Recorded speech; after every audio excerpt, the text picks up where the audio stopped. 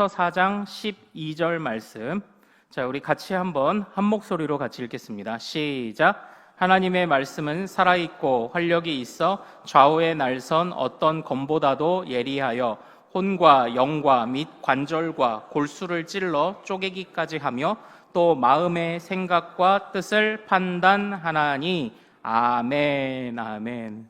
자, 우리 오늘 우리가 읽은 이 말씀 통해서요, 하나님 나라와 말씀이라는 주제로 은혜를 같이 나누겠습니다.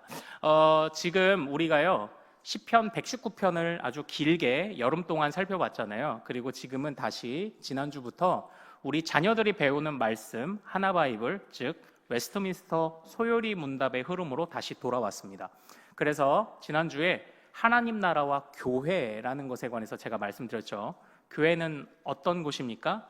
변화된 사람들이 모인 곳이다. 변화된 사람들이 모인 곳이고 그것을 보여주는 곳이다. 그래서 교회 안에서 특별히 그 문제가 이제 은사의 문제로 이야기가 이어지면서 교회 안에서 각자에게 주신 은사를 가지고 서로가 변화하는 데에 좋은 영향력들을 미치자. 이것이 성도의 본분이다. 이제 이것을 말씀드렸습니다. 그래서 우리를 통해 하나님 나라가 점점 사람들이 눈으로 볼 수 있게 하자. 이거의 지난주 말씀이었고요. 오늘은 하나님 나라와 말씀. 이제부터는 말씀, 기도, 성찬해서 은혜의 방편. 제가 몇 주 전에 이제 말씀드릴 때 그 은혜의 방편을 소개했었죠. 말씀, 기도, 그리고 성례. 하나님 나라와 말씀, 하나님 나라와 성찬, 하나님 나라와 기도라는 것으로 우리 이제 3주 동안 우리가 같이 말씀을 살펴보도록 하겠습니다. 제가 그 포스코 쪽으로 이제 운전을 해서 이제 가끔 갈 때에 자주 가는 길은 아닌데 이제 운전해서 가는 길이 있습니다. 그런데 그 길을 가다 보면은 한 아파트의 모델 하우스인 것 같아요. 그 모델 하우스가 이렇게 세워져 있습니다. 그런데 제가 그 아파트의 모델 하우스 간판을 보며 지나갈 때 제가 피식하고 웃었어요. 그게 왜 그러냐면 그 아파트의 이름이 아드폰테스였어요. 아드폰테스. 아드폰테스. 그러니까 이 아드폰테스를 저도 다시 한번 정확하게 하려고 그 네이버에서 검색을 해봤더니 포항 아드폰테스 이렇게 나오더라고요. 근데 제가 이 아드폰테스라는 아파트 이름을 보고 왜 웃었냐면 그 요즘은 아파트 이름을 길게 짓는 게 유행이라면서요. 강변 리버빌 이러는데 강변 그레이스 등등등등 해서 우리나라의 최고긴 아파트 이름이 한 열 몇 자 된다고 이렇게 또 이야기를 하잖아요.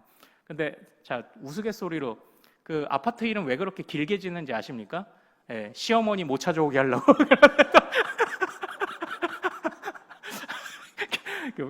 아니, 그 말도 안 되는 그거 참. 저는 근데 허세 같아요, 좀 허세. 처음에 그냥 옛날엔 센트럴 아파트 이러면 또 센트럴 프리미엄 아파트, 센트럴 프리미엄 초 울트라 아파트 이렇게 계속 붙는 거잖아요. 저는 그게 좀 허세라고 생각하는데 이 아파트 이름이 하다가 이제 아드폰테스까지 왔어요. 이 아드폰테스가 무슨 말이냐면은 옛날 중세 시대 르네상스 문예 부흥이라고 하죠. 그때에 원전으로 돌아가자는 운동이 아드폰테스였어요. 본질로 돌아가자는 운동, 오리진, back to toward origin 아마 이렇게 될 겁니다. 그래서 본질로 돌아가자는 운동의 기치가 아드폰테스였는데 그 아파트의 본질로 돌아가겠다는 거겠죠. 우리는 순살 아파트 아닙니다. 본질대로 잘 짓겠습니다. 이런 건데 제가 그 얘기를 듣고 피식했던 거예요. 자, 그런데 저는 이제 이 아파트도 하물며 아파트도 본질로 돌아가겠다고 하는데 우리 믿는 자들이 본질로 돌아가지 않을 수가 있겠습니까? 우리도 본질로 돌아가야죠. 그래서 우리가 우리의 본질이 무엇인지를 이제 계속적으로 우리 믿음의 유산들을 따라 살펴보는데 그래서 오늘 그 본질에 있어서 가장 중요한 것 말씀에 관해서 이제 오늘을 말씀을 좀 나누어 보고자 합니다. 하나님의 말씀 우리가 지난 몇 달간 살펴본 119편도 다 하나님의 말씀이죠. 그 하나님의 말씀을 얼마나 아름답게 강조했습니까? 그래서 우리 모두의 꿈이 되면 좋겠다는 게 뭐죠?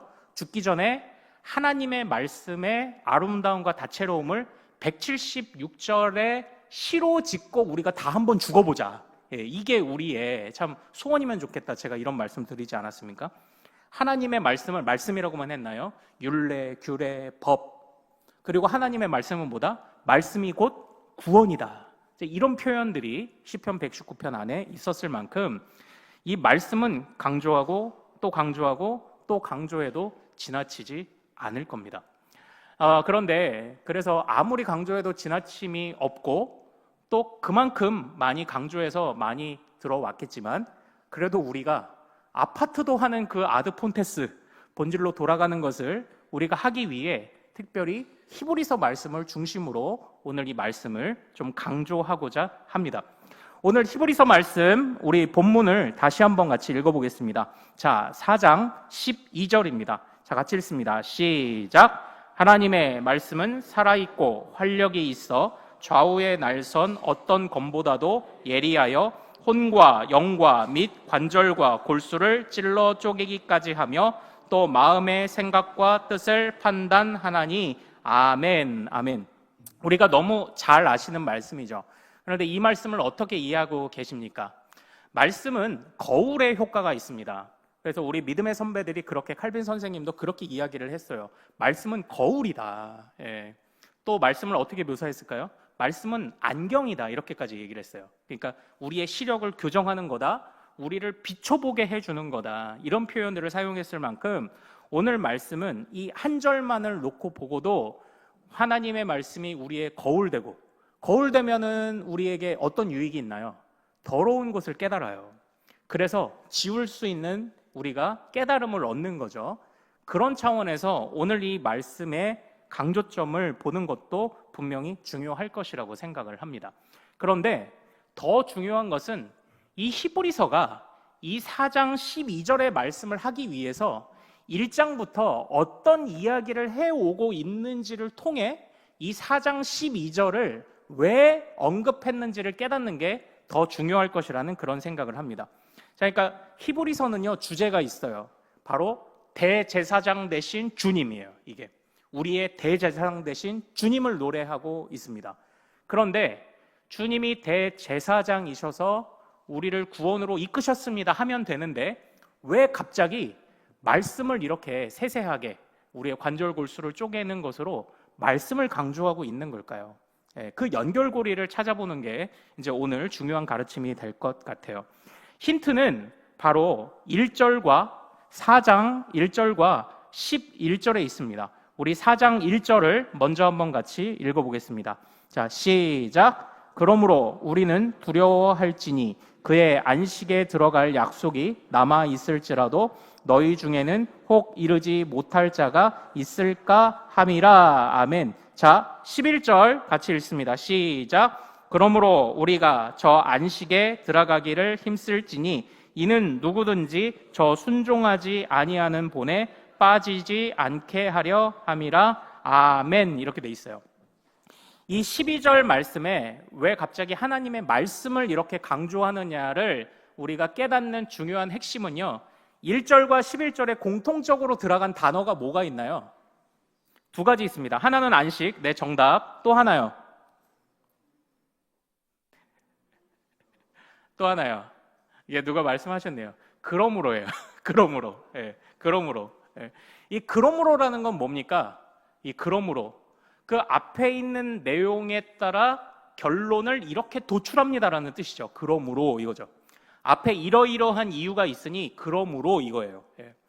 자, 그러니까 오늘 이 4장 12절 말씀, 당신들은 하나님의 말씀에 집중하십시오. 그 말씀을 통해 당신 자신을 비춰보십시오.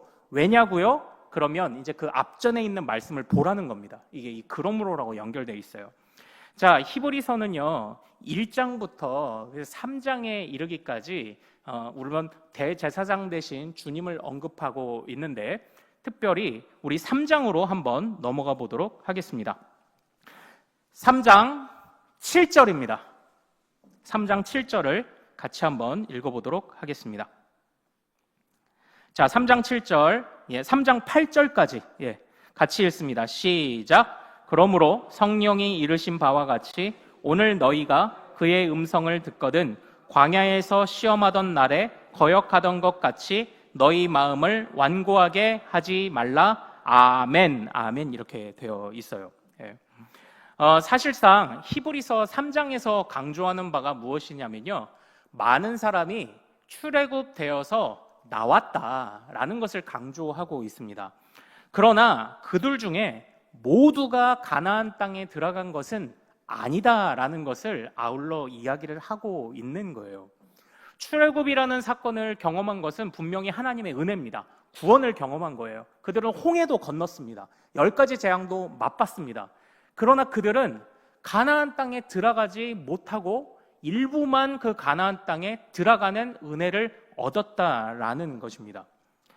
그러므로 이 히브리서는요, 가지고 있는 하나의 중심 사상이 무엇이냐면, 위대한 대제사장 되신 주님이 우리를 붙잡으신 것은 이건 맞아요. 이건 맞는 사실입니다. 그러나 어찌 보면 우리가 지금까지 살펴왔던 대로 우리는 이미 구원을 얻었지만 아직 그 구원의 완성과 극치에까지 나아가지는 못한 상황이다라는 것을 지금 출애굽의 상황과 연결하고 있는 거예요. 그러므로 출애굽에서 나오는 은혜를 얻었느냐? 그러면 영원한 안식에 들어갈 때까지 끝까지 인내하며 그리스도를 따르라. 바로 이 강조점을 우리에게 주고 있는 것이 이 3장의 강점이에요. 그러면 자 보십시오. 출애굽의 은혜, 하나님의 택함받은 은혜, 구원의 은혜를 경험했느냐? 그러면 그 구원의 은혜가 나만의 착각이 되지 않고, 그리고 혹시라도 탈락되지 않도록, 우리 인간편에서 탈락되지 않도록 끝까지 붙잡아 안식에 들어가기까지 인내해라. 그 인내하기 위해서 우리를 어떻게 훈련시킵니까? 그때 필요한 게 말씀이라는 거예요. 그러니까 우리가요, 변화되잖아요. 이제 저희 아이가 예전에 학교에서 진짜 요 새끼 손톱만도 작은 가재를 한 마리, 어떻게 조그만 놈을 가져왔어요. 가져왔는데 이제 얼마 있다 그냥 죽겠지 생각했거든요. 그랬는데 얘가 갑자기 자라기 시작하는데, 이런 갑각류들이 자랄 때 어떻게 자랍니까? 탈피라는 걸 해요. 껍질을 벗습니다. 그런데 껍질을 벗고 나면요, 벗은 직후에는 이렇게 만져보면 꽃게나 이런 것들도 말랑말랑해요. 딱딱하지 않습니다. 그런데 어떻습니까? 이게 점점 시간이 지나면서 이게 딱딱하고 단단해지죠. 그런데 그와 유사하게 이 하나님의 말씀이 너희가 이 영원한 안식에 끝까지 들어가기까지 너희가 무장되기를 게을리하지 말아라. 어떻게 무장되느냐? 관절과 골수와 혼과 영을 쪼개는 하나님의 말씀으로 무장되어야 한다는 걸 지금 그렇게 이야기를 하고 있는 겁니다.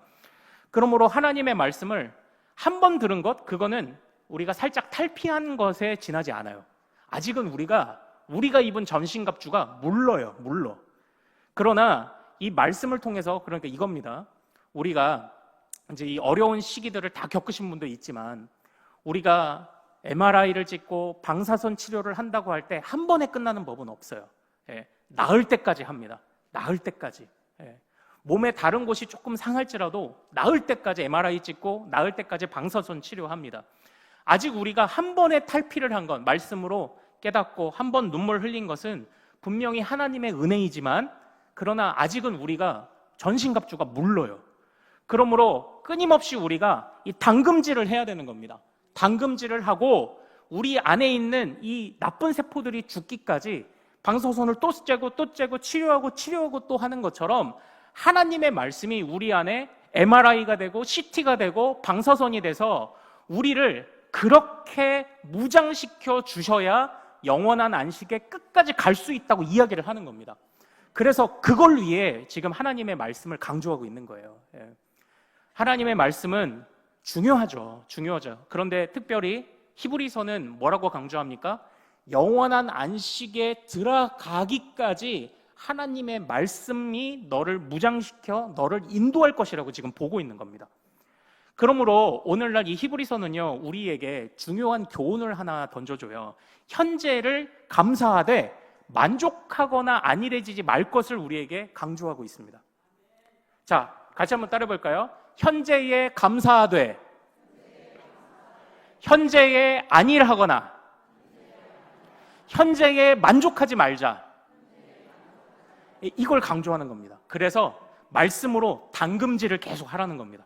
두드리고 또 두드려서 탄탄한 전신갑주를 입어라. 한 번 탈피하고 서너 번 두드려서 만든 갑옷은 뚫리기 마련이에요. 그러나 오랫동안 담금질하고 오랫동안 훈련되고 연단된 그 말씀으로 무장되면 영원한 안식 끝까지 들어가게 될 것이다라고 이렇게 강조하고 있는 게 이 히브리서 말씀입니다. 이게 3장인데 그런데 이 3장을 이해하기 전에요, 1장과 2장이 참 재밌습니다. 자, 우리 1장으로 한번 가보도록 하겠습니다. 자, 히브리서 1장 1절과 우리 2절을 한번 같이 읽어보도록 하겠습니다. 히브리서 1장 1절과 2절입니다. 자, 시작.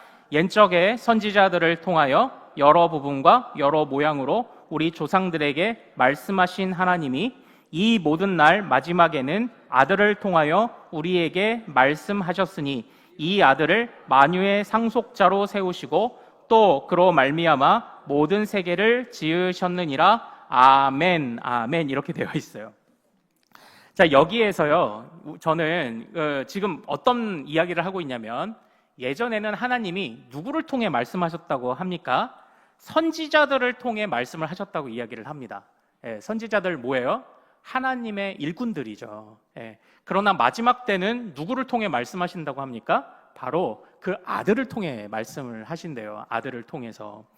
그리고 그 아들을 통해서 왜 말씀하십니까? 2절에 보면 그 아들이 만유의 상속자이시기 때문에 내가 마지막에는 아들을 통해 말씀을 할 거래요. 우리는 이 말씀을 보면서 마태복음 21장이 생각나야만 합니다. 마태복음 21장에 보면 불의한 포도원 소장농들이 등장해요.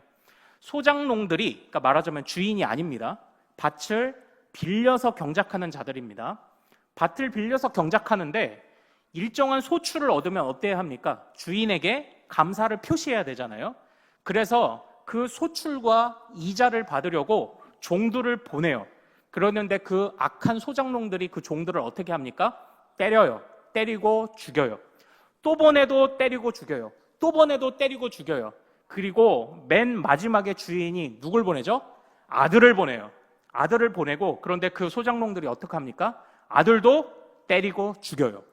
그리고 나서 아들까지, 상속자까지 죽였으니 이 밭이 우리 것이 되겠지라고 생각했지만 그때 주인은 다르게 말씀하죠. 내가 저것들을 완전히 심판하여 쫓아내버리리라, 이렇게 이야기를 하지 않습니까? 오늘 이 히브리서 말씀은 그것과 같습니다. 이전에 선지자들을 너에게 많이 보냈지, 많이 보내서 얘기했는데 너희들 안 들었지? 이렇게 이야기를 하는 거예요. 그런데 내가 하나님의 아들인 상속자를 보냈는데도 어떻게 했어? 너희들 죽여서 십자가에 못 박았지? 지금 이 이야기를 하는 겁니다.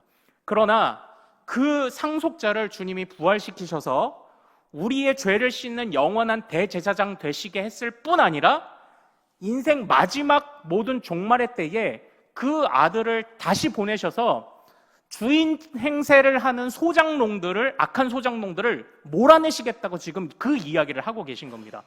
그래서 우리 예수님이 얼마나 중요한 분인지, 어떤 분? 만유의 상속자다라는 것을 너희가 반드시 잊지 말아라 라고 지금 그 말씀을 강조를 하고 계신 거예요. 자, 근데 여기에서요, 그 재밌는 표현이 이제 하나 등장을 합니다. 자, 우리 1장 4절과 5절을 한번 같이 읽어보도록 하겠습니다. 자, 시작. 그가 천사보다 훨씬 뛰어남은 그들보다 더욱 아름다운 이름을 기업으로 얻으심이니 하나님께서 어느 때에 천사 중 누구에게 너는 내 아들이라 오늘 내가 너를 낳았다 하셨으며 또 다시 나는 그에게 아버지가 되고 그는 내게 아들이 되리라 하셨느냐. 아멘. 이렇게 되어 있어요. 이 말씀이 강조하는 바가 뭐냐면요, 너희들 천사를 신령하게 생각하지, 지금 이 이야기입니다. 그런데 천사가 신령하고 너희가 겁을 먹을 만큼, 왜요? 불병과 불말들이거든요. 하나님의 천사들이. 너희가 겁을 먹을 만큼 천사가 위대함을 너희도 인정하지. 근데 그 천사들도 하나님께 듣지 못한 소리가 있어. 그게 뭐냐? 아들이란 소리를 못 들었다는 겁니다. 그런데 우리의 상속자 되신 예수님은 누굽니까? 자, 우리 6절, 1장 6절을 한번 읽어보겠습니다. 시작. 또 그가 맏아들을 이끌어 세상에 다시 들어오게 하실 때에 하나님의 모든 천사들은 그에게 경배할지어다 말씀하시며 아멘 이렇게 되어 있어요. 그런데 우리 예수님, 그 신령하고 우리가 만났을 때 겁먹는 천사도 하나님께 아들이란 소리를 못 들은 거예요. 그런데 우리 예수님은 얼마나 뛰어나신 분이냐? 어떤 아들입니까? 맏아들인 거예요. 맏아들. 예, 맏아들. 그러니까 이 예수님이 얼마나 위대하신 상속자인지 너희는 깨달아라 이겁니다. 위대하신 상속자인지 너희는 깨달아라. 지금 이 이야기를 하는 겁니다. 그래서요, 지금 무엇을 말하고 있는 겁니까? 너희가 예전에 선지자들을 보내고 했을 때는 너희가 거역했지. 그러나 맏아들을 보냈을 때 그의 말을 절대 거역하면 안 돼를 지금 이야기를 하고 있는 거예요. 예. 자, 그런데 여기에서 우리가 이 재미난 표현이 맏아들이라는 표현을 한번 보죠. 자, 맏아들이 있으면 또 어떤 아들이 있습니까? 맏아들이 있으면 또 어떤 아들이 있죠? 자, 우리 2장 11절로 가겠습니다. 예, 2장 11절. 자, 2장 11절. 자, 우리 같이 한번 읽겠습니다. 자, 시작. 거룩하게 하시는 이와 거룩함을 입은 자들이 다 한 근원에서 난지라. 그러므로 형제라 부르시기를 부끄러워하지 아니하시고 아멘 이렇게 되어 있어요. 여러분, 이 말씀을 정말 감격으로 받으시길 소망합니다. 이게 무슨 뜻이냐면 천사도 듣지 못한 아들이란 소리를 누가 들었어요? 우리 예수님이 들었어요. 근데 예수님이 무슨 아들이요? 맏아들이랍니다. 예수님이 맏아들이래요. 그럼 맏아들이 있으면 이제 어떤 아들이 또 있습니까? 예수님의 형제, 자매된 자들이 있는 거예요. 그게 누굴까요? 우리예요. 그게 우리예요. 천사도 듣지 못한 아들이요 상속자라는 소리를 예수가 들으셨는데 그 예수가 지금 오늘 이 2장 11절 보십시오. 형제로 부르기를 부끄러워하지 않는 자들이 누구예요? 거룩하심을 입은 성도인 줄로 믿습니다. 그거예요. 우리가 가진 영광이 얼마나 위대할까요? 그러니까 우리가 지금 이 히브리서가 말하는 겁니다. 예수님의 가치를 알면 성도의 영광이 보인다는 거예요. 예수님의 가치를 알면 성도의 영광이 보인다 이겁니다. 예. 그리고 나서 자, 우리 2장 2절을 같이 한번 읽어보죠. 자, 2장 2절 같이 읽습니다. 2장 2절과 3절까지 같이 읽습니다. 자, 시작. 전사들을 통하여 하신 말씀이 견고하게 되어 모든 범죄함과 순종하지 아니한 자들이 공정한 보응을 받았거든 우리가 이같이 큰 구원을 등한히 여기면 어찌 그 보응을 피하리요? 아멘 이렇게 되어 있어요. 이게 무슨 말이냐면 그러니까 아들이라는 소리를 못 들은 천사가 전한 말도 반드시 이루어져서 천사들을 통해서도 하나님의 말씀을 이루셨다는 겁니다. 그러면 아들도 아닌 종들을 통해서 하나님이 말씀을 이루셨다면 아들을 통해서는 하물며 그 말씀을 이루시지 않겠느냐? 지금 이 이야기를 하고 있는 거예요. 천사를 통해서도 말씀을 이루신 성부가 아들을 통해서는 말씀을 이루지 않으시겠느냐? 아니다. 이루신다. 그 맏아들이요 만유의 상속자이신 예수를 통해 그 일들을 말씀들을 하나님의 계획을 이루신다. 그리고 그 속에 거룩함을 입은 자들을 형제라고 여기기를 부끄러워하지 않으신다 이렇게 돼 있어요. 그래서 이제 우리가 예수님에 대해서요, 예수님은 우리의 구주이시죠. 예수님은 우리의 그리스도이십니다. 그러나 제가 신학교에서 이 신약의 말씀을 배울 때 저희를 가르쳐 주셨던 교수님이 이렇게 항상 말씀하시기를 즐겨 하셨습니다. 같이 한번 따라해 볼까요? 예수님은 우리의 큰형님이시다. 네, 이렇게 얘기를 한 거예요. 네. 이게 좀 어색한 표현이잖아요. 그러나 히브리서가 이걸 정확하게 이야기를 하고 있는 거예요. 자, 여기에서 우리가 지난주에 배운 말씀 하나를 잠깐 좀 살펴볼 필요가 있습니다. 자, 우리 2장 9절을 한번 읽어보도록 하겠습니다. 2장 9절입니다. 자, 같이 한번 읽어보겠습니다. 자, 시작. 오직 우리가 천사들보다 잠시 동안 못하게 하심을 입은 자, 곧 죽음의 고난 받으심으로 말미암아 영광과 존귀로 관을 쓰신 예수를 보니 이를 행하심은 하나님의 은혜로 말미암아 모든 사람을 위하여 죽음을 맛보려 하심이라. 아멘. 아멘. 이렇게 돼 있죠. 여기에서 우리가 지난주에 하나님과 또한 우리와 천사와 사단의 서열, 이 서열을 우리가 정리할 때 참고한 말씀이 이거였죠. 시편 8편 4절입니다. 자, 그런데 이 말씀이 원래는 뭐라고 우리가 개정됐다고 그랬죠? 처음엔 천사보다 못하게 하심으로 이렇게 됐다가 뭘로 바뀌었죠? 하나님보다 조금 못하게 하시고 이렇게 돼 있죠. 이 하나님보다 조금 못하게 하시고라고 번역한 게 맞아요. 그 히브리어가 엘로힘이거든요. 자, 그런데 오늘 히브리서를 보면은 그걸 그냥 다시 천사들이라고 번역을 했습니다. 요거는 조금 설명을 드릴게요. 왜 이렇게 번역을 했냐면 이 히브리서가 지금 참고하고 있는 것이 헬라어로 번역한 구약성경입니다. 70인경이라고 해요. 70인경. 이 70인경에 이것을, 그러니까 말하자면 구약의 배경을 가진 사람들이 이거를 번역한 거거든요.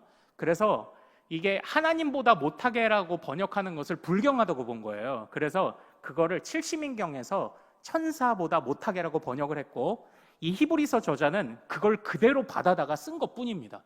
사실은 번역본의 좀 차이인 거예요. 그러나 원래 시편 8편 4절은요 하나님보다 못하게 하심, 그게 원래 맞는 번역이에요. 그러나 이게 하나님이냐 천사라 번역했느냐에 따라서 의미가 바뀌지는 않아요. 의미가 바뀌진 않아요. 그게 뭐냐면, 지금 이 말씀이 뭐냐면 바로 그 상속자를, 만유의 상속자를 거룩하심을 입은 자들, 즉 우리들을 구원하시기 위해 이 땅에 보내셔서 낮아지게 하셨다고 이야기를 하는 거예요. 그러니까 하나님보다 낫다고 해도 말이 맞고 천사보다 낫다고 해도 맞아요. 왜냐? 사람의 몸을 입었고, 그러니까 낮아지셨다라고 하는 게 이게 핵심입니다. 그러니까 정리를 해볼게요. 예수님은 만유의 상속자예요. 종들을 통해서 말씀을 하시던 하나님이 진짜 마지막 때에는 그 아들을 통해서 말씀을 하신다는 겁니다. 근데 어떤 아들이요? 맏아들을 통해서요. 그런데 그 맏아들은 낮아지고 낮아짐을 통해 거룩하심을 입은 성도들인 우리들을 형제 자매 삼기 위해 이 땅에 오셔서 십자가를 지셨다라고 지금 이야기를 하고 있는 겁니다. 그래서 우리가 어떻게 해요? 예수님을 우리의 무슨 형님? 큰형님. 예수님이 우리의 큰형님이 됐다라는 거예요. 그래서 여기에서부터 우리 히브리서 저자가 3장으로 넘어가 결론을 도출하고 있는 거예요. 이 은혜를 받았으면서 왜 그에 합당하게 살아가지 못하느냐를 고백하고 있는 겁니다. 고발하고 있는 겁니다. 시작을 화려하게 했으면 끝까지 좋아야지, 왜 자꾸 중간에서 원망하고 불평하다가 가나안이라는 완전한 안식에 들어가지 못하는 자들처럼 왜 미련하게 사느냐, 이거예요. 예전에 한 남자 연예인이 좀 미묘하게 이제 약간 좀 바람을 피는 듯한 정황이 발견됐습니다. 그런데 사람들은 모두가 다 의아하게 생각했어요. 왜냐? 이 남자 연예인의 아내도 진짜 유명 여자 연예인이면서 세상에서 제일 이쁜 사람 중에 한 명이거든요. 그때에 그 남자 연예인을 비판하며 많은 사람들이 욕을 쓰잖아요. 욕을 쓰는데 그 어떤 사람이 이렇게 댓글을 썼습니다. 아니, 집에 다이아몬드 있으면서 왜 금부치에 가서 기웃기웃거려? 이렇게 댓글을 쓴 거예요. 무슨 말인지 아시겠죠? 집에 그렇게 훌륭하고 아름다운 아내를 두고 왜 엉뚱한데 더 못난 그 사람한테 가서 기웃거리냐, 이거예요. 딱 그 얘기입니다. 예수가 우리를 만유의 상속자의 형제 자매 삼아주시기 위해서 옛적의 선지자들도 하지 못한 말씀을 상속자가 하셨고, 천사들을 통해서 이루신 하나님의 말씀이 상속자를 통해서 이루어짐은 명명백백한데, 그 상속자를 만나 그 상속자를 경험하며 은혜를 입은 자들이 그 구원의 값어치를 제대로 알지 못하고 자꾸 포기해버린다는 거예요. 자꾸 내려놓는다는 거예요. 그래서 광야에서 그냥 돌다가 끝난다는 겁니다. 돌다가. 그러므로 참된 안식에 들어가기까지 너희가 인내하려면 당금질이 필요하다는 겁니다. 그 당금질을 무엇으로 합니까? 하나님의 말씀으로 하는 거예요. 그래서 심령과 골수와 혼과 영을 쪼개는 그 말씀으로 우리를 담금질하고, 바로 그 만유의 상속자 되신 주님이 그 말씀을 이루실 때에 부끄러울 것이 없도록 말씀 앞에 신실한 일꾼이요, 말씀을 붙잡고 훈련하는 자가 되라고 이 히브리서 말씀을 주신 겁니다. 예. 그러니까 오늘 이 하나님 나라와 말씀 어떤 연관성이 있습니까? 우리가 말씀을 따라 이 말씀을 사랑하고 묵상하고 살아가면 어떤 일이 됩니까? 우리가 하나님의 형제 자매인 거예요. 하나님의 형제 자매라는 증거를 무엇으로 내보이십니까? 예, 말씀을 사랑하느냐가 그 증거인 줄로 믿습니다. 예, 말씀을 사랑하는 자는 하나님의 형제 자매예요. 예수님의 형제 자매예요. 예수님의 형제 자매예요. 예수님이 우리의 큰형님이에요. 말씀을 사랑하는 자는. 바로 우리가 이 말씀의 중요성을 절대 잊지 않으시기를 소망합니다. 슬기로운 의사생활이라는 드라마가 있었어요. 거기에서 한 아버지가 왔는데 딸의 간을 이식받아서 온 아버지였습니다. 그런데 병원에 왜 왔냐면 이 아버지가 조금 살만하니까 술을 또 먹다가 간이 또 간경화가 온 거예요. 그래가지고 그때에 이 주인공 의사가 뭐라고 말하냐면, 저는 이제부터 아버님 진료 안 할 겁니다. 수술도 안 할 거고요. 행여라도 어머님, 그러니까 아내의 간을 받을 생각일랑 꿈도 꾸지 마시고요. 다시는 우리 병원 오지 마십시오. 이러고 쫓아내요. 그러니까 그 아버지 보십시오. 얼마나 미련합니까? 죽을 위기를 넘겼다가 조금 살만해지니까 회의하게 되는 거잖아요. 우리가 하나님 앞에 우리의 죄악을 깨닫고 우리의 소망 없음을 깨닫고 하나님의 은혜를 붙잡고 믿음 생활을 시작하기로 한 것은 정말 잘했어요. 그런데 조금만 살만해지면 자꾸 방심해요. 조금만 살만해지면 말씀으로 무장하고 연단되기를 게을리해요. 그러면은 우리는 결국 그냥 말랑말랑한 사람밖에 이제 안 되는 것 아닙니까? 그러므로 하나님의 말씀을 우리로 예수 그리스도 만유의 상속자 대신 마지막 때의 아들을 통해서 말씀하실 바로 그 아들, 만유의 상속자이신 예수님의 형제요 자매되게 하는 이 말씀을 우리가 사랑하지 않을 수 있을까요? 이 말씀을 사랑하며 말씀으로 담금질되는 말씀의 MRI요, 말씀의 CT요, 말씀의 방사선 치료를 매일매일 받는 우리 모든 믿음의 가족들 되시기를 소망합니다. 아드폰테스, 이게 본질 아니에요? 기독교의 본질. 기독교의 본질, 말씀 가지고 씨름하는 게 기독교의 본질 아닙니까? 그래서 그리스도 닮아가는 거잖아요. 그리스도 닮아가는 게 우리 기독교의 본질 아니겠습니까? 사랑하는 여러분, 우리가 이 말씀을 또 잘 기억하시기를 소망합니다. 물론 넘어야 되는 벽이 있어요. 그거 말씀 그쵸 하려고 하는데 그냥 사랑하시는 자에게 주님이 잠만 주시는 것 같고 말씀도 이해하기도 어렵고 뭣도 어렵고 이제 그러는데요. 제가 이 얘기만 드리고 마칠게요. 저는요, 그 컴퓨터에 뭐 스타크래프트는 이런 오락이 있잖아요. 그걸 한 번도 해본 적이 없어요. 왜냐면요, 예전에 한번 이제 그 뭐 형들이 가르쳐 준다고 하는데 뭐 봐도 모르겠고 재미도 없고 이제 머리 식히려고 하는데 또 공부를 해야 되잖아요. 그 게임 방법을. 근데 그것도 싫고 막 그래서 한 번도 해본 적이 없는데요. 그러니까 그런 겁니다.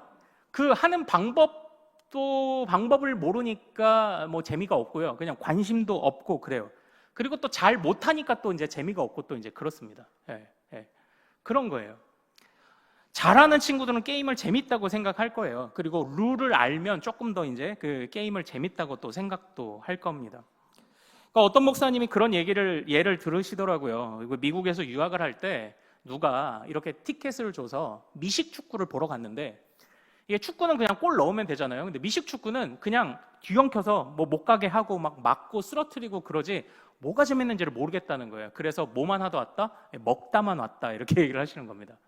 룰을 모르니까, 규칙을 모르니까 이해도 못하겠고 재미도 없고 그냥 미식 축구장 가본 사람만 되고 이제 왔다는 거예요.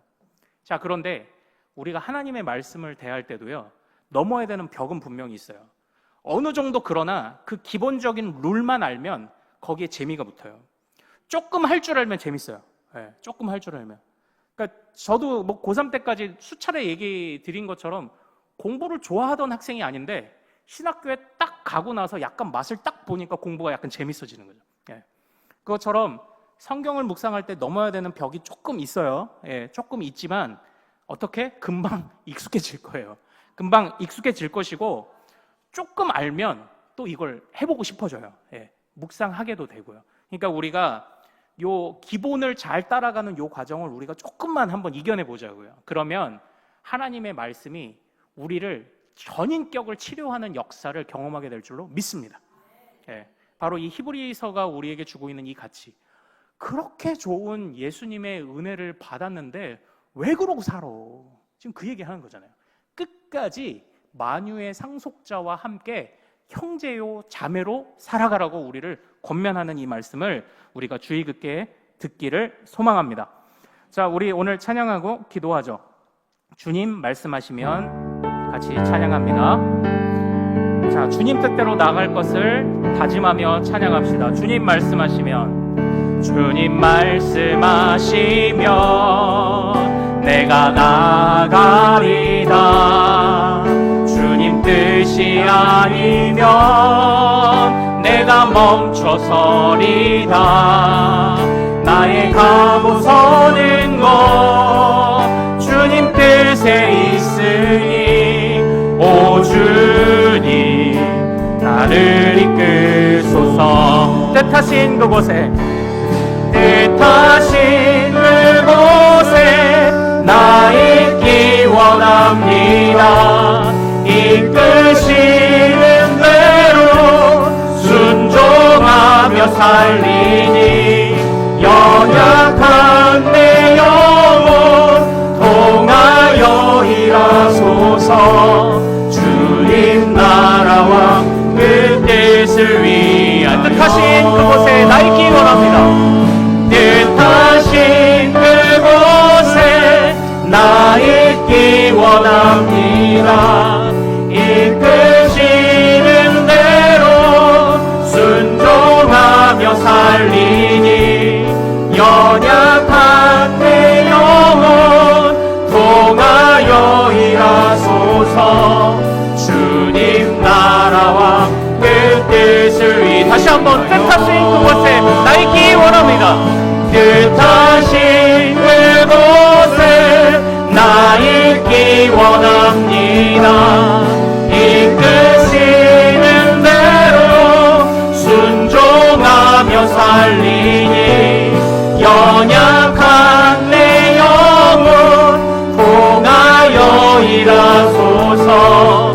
주님 나라와 그 뜻을 위하여.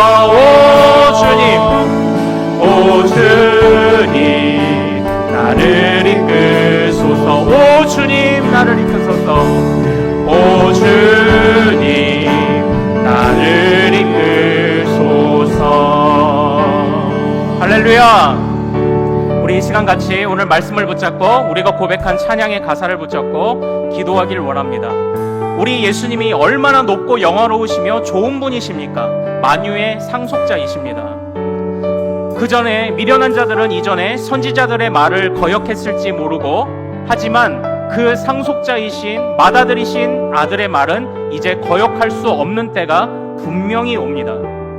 또한 그 맏아들께서 이 땅 가운데 천사보다 낮아지셔서 이 땅 가운데 오심으로 참으로 거룩함을 입은 자들, 곧 우리들, 이전에는 더러웠던 우리를 형제 자매로 삼아주시는 데에 부끄러워하지 않으신 분이 우리 예수님이십니다.